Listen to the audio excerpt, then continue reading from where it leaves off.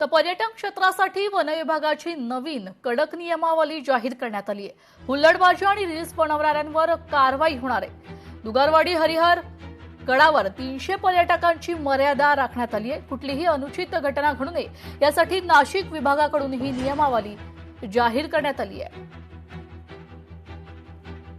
इतर पर्यटन स्थळ आता चालू केलेले आहे, परंतु आपले जे प्रामुख्याने हरिहरगड म्हणून आहे तिथं पर्यटकांची जर एकाच वेळी गर्दी झाली तर अपघात होण्याची शक्यता असते। त्या दृष्टीने आम्ही 300 पर्यटकांना दिवसभरात अलाउड करतोय आणि दुपारी 3 वाजेनंतर पर्यटकांना आपण अलाउड करत नाही।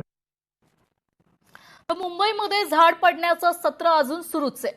पवई IIT मार्केटमध्ये भलं मोठं झाड पडलेलं आहे। 4 चाकी वाहनावर झाड कोसळून गाडीचं मोठ्या प्रमाणात नुकसान झालंय। चालक जखमी आहे। पाहूया पुढील महत्त्वाची बातमी। सनातन धर्माचं आचरण मौलानांनी करावं, खासदार अनिल बोंडेंकडून मौलानाचा समाचार घेण्यात आलाय। सनातन धर्माने सगळ्या जगाला दीक्षा दिली आहे। मौलाना यांनी नमाज न करता दररोज सूर्य नमस्कार करायला पाहिजे। अनिल बोंडेंची मौलानाच्या वक्तव्यावर ही प्रतिक्रिया आहे।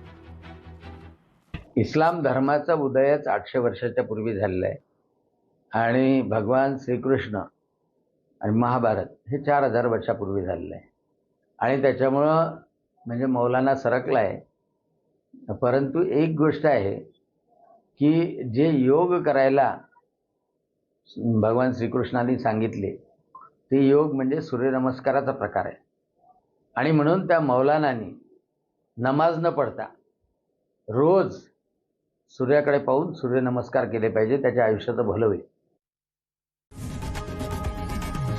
लोकशाही मराठी ऐका, पहा, जागरूक रहा।